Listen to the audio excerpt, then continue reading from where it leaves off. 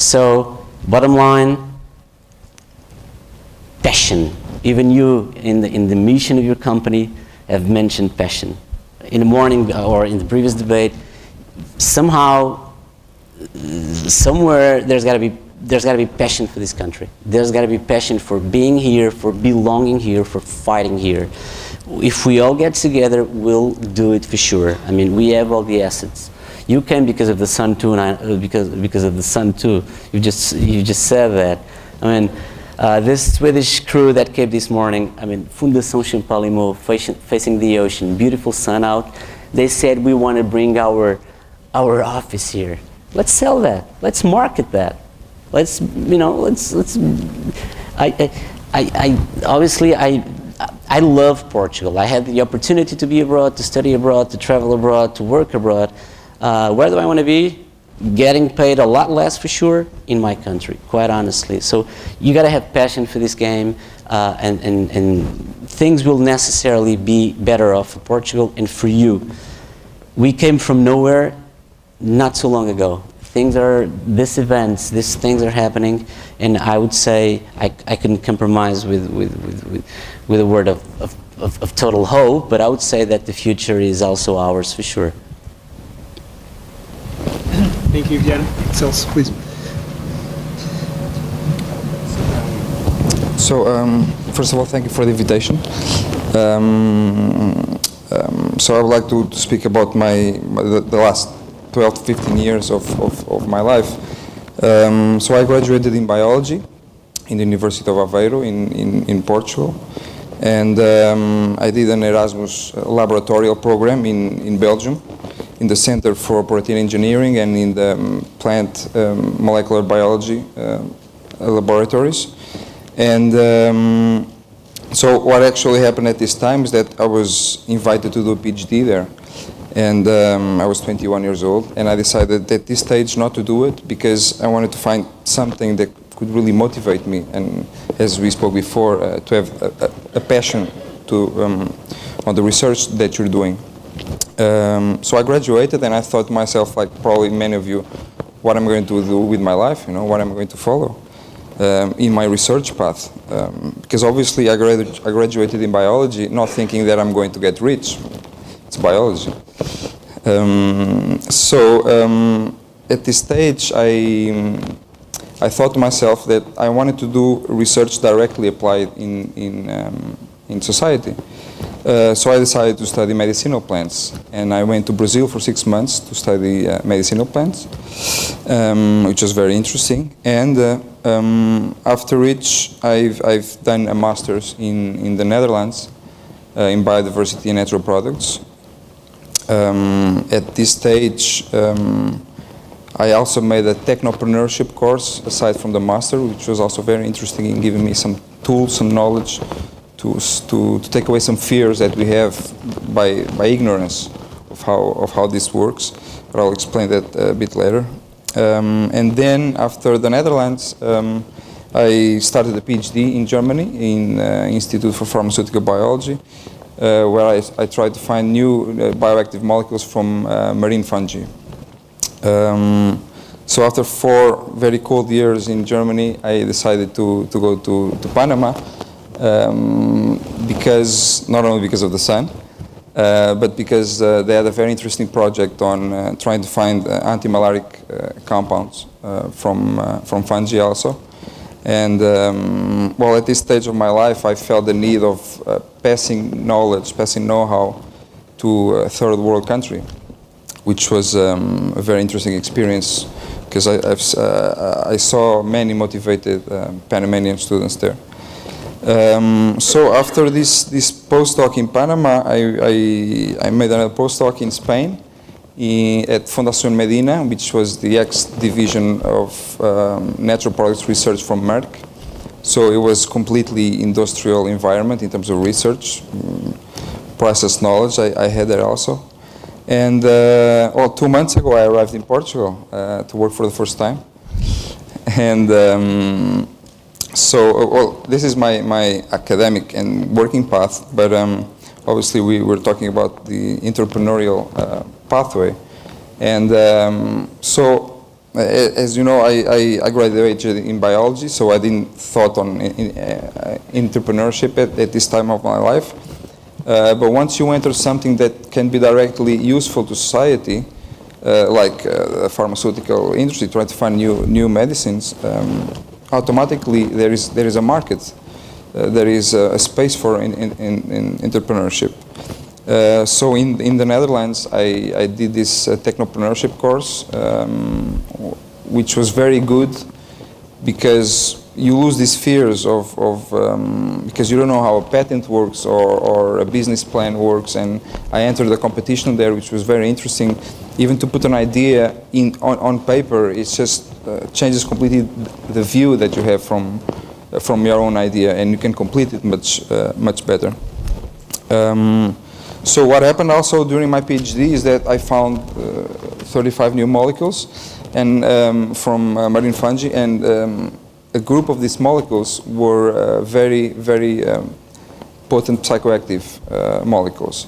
So I mean, I'm speaking now about my entrepreneurship path, and so what's happening at the moment is that I'm trying to develop these lead drugs against this neuropathic disease. We've made some in vivo assays, which were very good. We are currently making a second set of in vivo assays in Italy, and doing other studies in the United States with trying to find the mechanism of action.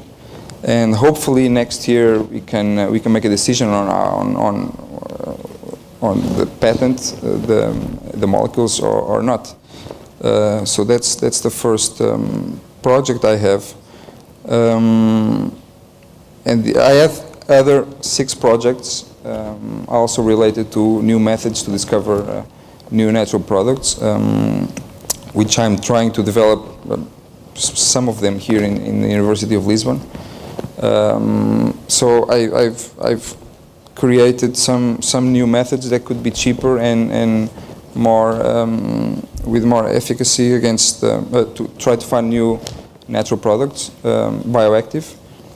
And I'm trying to work with the University of Lisbon on a contract so I can develop this technology in the University of Lisbon. So as I told you, I arrived 2 months ago, and I'm trying to find how things can work. And for example, if you have an idea that can be patentable, it's very difficult to find funds for it, probably impossible. So what I'm trying to do now with these new methods that I'm trying to develop is to make an agreement with the university. I will pay for the research, which is not very expensive, obviously. And let's see how it goes. In 1 year, I will have some master students to work the projects, and let's see if something comes up. I don't know if I can say something about what's happening in Portugal about entrepreneurship. I think in a way this crisis gave rise to many persons that had ideas, but they had their safe job and they never risked it. And I think we are having a boom now of entrepreneurs trying to develop their ideas, something that they believed, and I think this is very important because I think still at the moment we don't have a culture of being an entrepreneur in Portugal, and that doesn't take 2, 3, 4, 5 years. That takes probably 10 years or 1 generation. So I think this is the path. This is the correct path.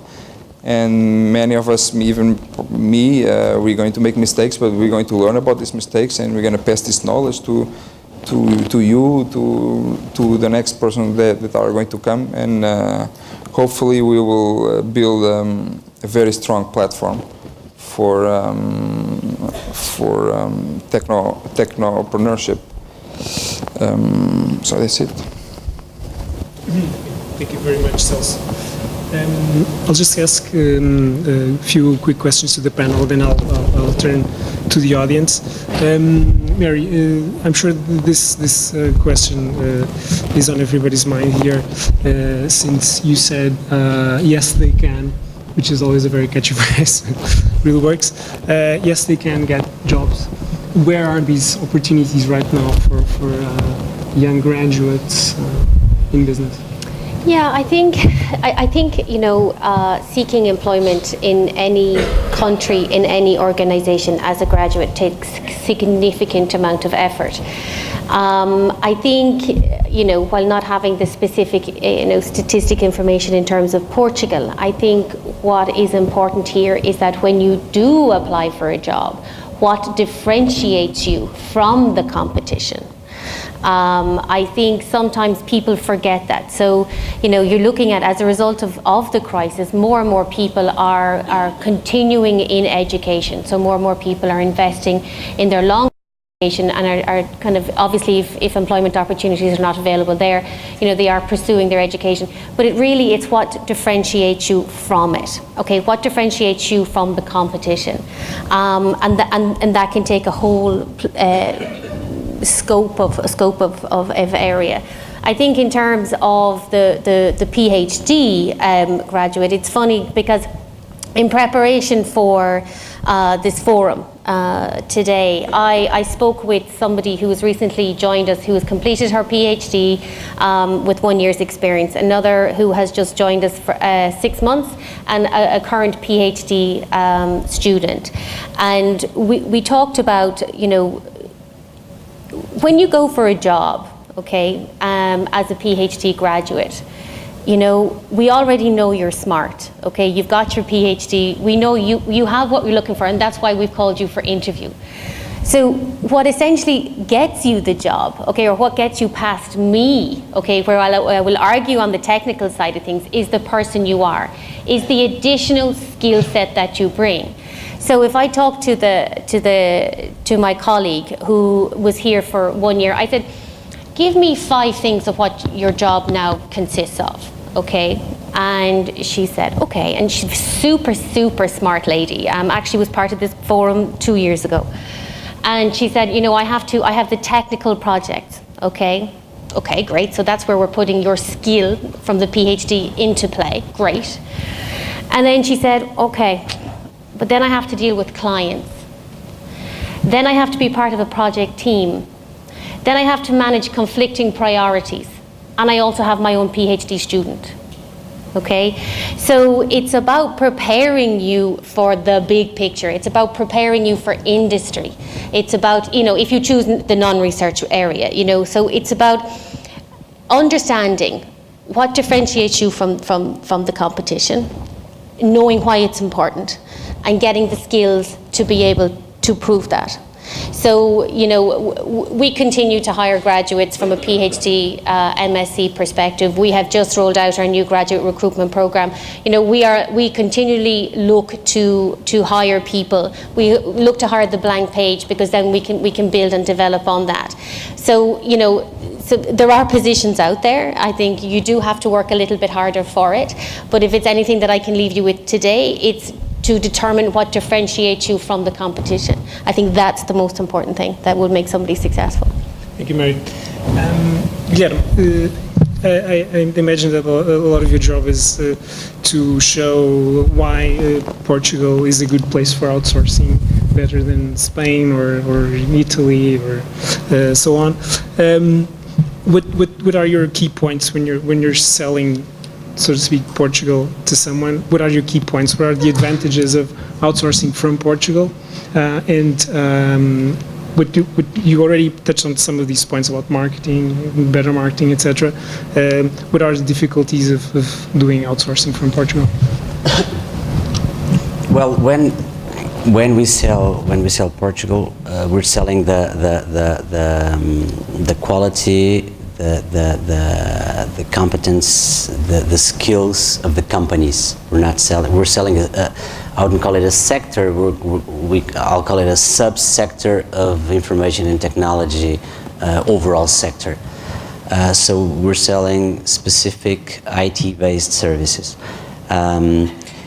Overall, whatever large, medium-sized company in whatever field of activity, financial services, health, distribution, telecoms, whatever mid-sized to global to large-sized company that decides to go anywhere, to move, to locate some sort of operations in different geographies, they look at 4 key dimensions. Overall country environment. We rank very well when compared to other countries, other regions of the world that do have conflicts, and they perform at the same cost level as we do. I'm talking about Northern African countries, Middle East countries, even Eastern countries that are not in the Eurozone or the European Union, I guess, because they don't perform under the same legal systems and justice systems and this monetary union we have, the Eurozone, that really makes business easier and smoother to be made. So the overall country environment for making business, for establishing a company and to develop a company, hiring people, firing people, growing, investing, and so on. Then we'll look at infrastructures. Some of the debt the country now has to pay comes from the huge amount of money that was put in infrastructures in the past few years. We are a totally recognized state-of-the-art country in terms of the quality of our communications. We're talking about networks, internet, of course, even the availability of airports, the availability of seaports, and so on. We are very well ranked in terms of infrastructures. Then companies and analysts and consultants and so on who prepare the cases for the end customer, they look at skills. By skills I mean how easy it is to hire people, how easy it is to get rid of people, and this is because we perform in a sector that works on, develops, implements projects.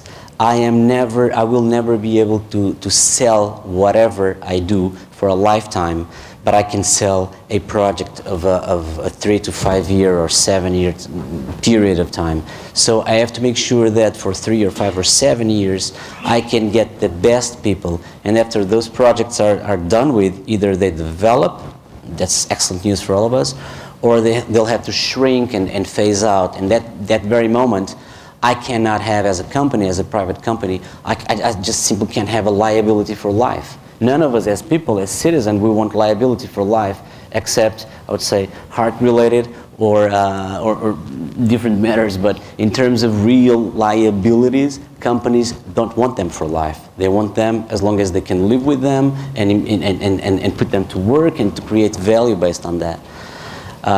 So skills, So all sorts of aspects related to the availability of qualified skills. We have people, we have an unemployment rate which is ridiculous at this very moment, which is also an opportunity for the companies to hire, like I would say, bachelors to develop process outsourcing, whatever process there is in a company that's based on IT. We should be able to hire a lot of people, and we are actually starting a commitment with our government in order to say we want to hire this amount of thousands of people that the public sector is now willing to let off. But we need a trade-off, so we're working on that strategy together with the government to align something that's actually a trade-off for both parties. And we have recognized engineers, very state-of-the-art, quality people, very well educated, and we know, and the world is now starting to know, that we are, actually preparing very good talent, very good people. Last but not least, the cost structure. When we compare to China, India, and so on, we are and will always be more expensive, more costly for a company to operate. When we look at countries where low cost is not so relevant, but knowledge, talking about you, is the most relevant issue on the project, on whatever that's being done, then companies will look at different geographies of the world, and in Europe we perform very well.